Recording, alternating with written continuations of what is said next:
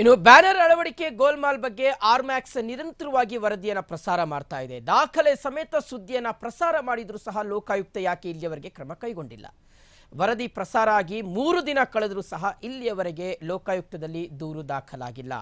ಹೀಗಾಗಿ ಲೋಕಾಯುಕ್ತ ಸ್ವಯಂ ಪ್ರೇರಿತ ದೂರನ್ನು ದಾಖಲಿಸಿಕೊಂಡು ತನಿಖೆಯನ್ನು ಮಾಡಬೇಕು ಅಂತ ಸಾರ್ವಜನಿಕರು ಆಗ್ರಹಿಸ್ತಾ ಇದ್ದಾರೆ.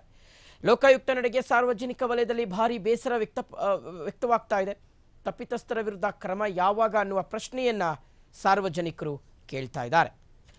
ಸೊ ಆರ್ಮ್ಯಾಕ್ಸ್ ನಿರಂತರವಾಗಿ ಈ ಕುರಿತು ವರದಿಯನ್ನು ಪ್ರಸಾರ ಮಾಡ್ತಾ ಇದೆ. 3 ದಿನ ಆಗಿದೆ ಈ ಬ್ಯಾನರ್ ಭ್ರಷ್ಟಾಚಾರಕ್ಕೆ ಸಂಬಂಧಪಟ್ಟಂತೆ. ಆದರೆ ಇಲ್ಲಿಯವರೆಗೆ ಯಾವುದೇ ಕ್ರಮವನ್ನು ಕೈಗೊಂಡಿಲ್ಲ.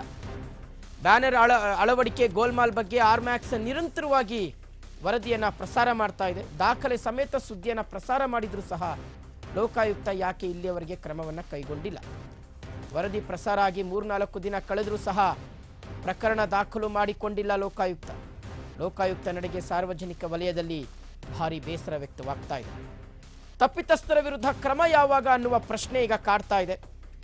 ಭ್ರಷ್ಟಾಚಾರದ ವಿರುದ್ಧ ಆರ್ಮ್ಯಾಕ್ಸ್ ಕನ್ನಡ ನಿರಂತರವಾಗಿ ವರದಿಯನ್ನು ಪ್ರಸಾರ ಮಾಡುತ್ತೆ.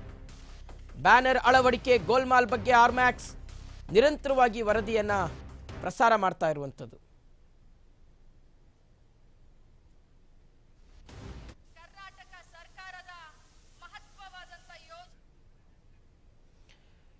ಓಕೆ, ಸೊ ಸಾಲು ಸಾಲು ಹಗರಣಗಳು ವರದಿಯಾಗ್ತಾ ಇದೆ.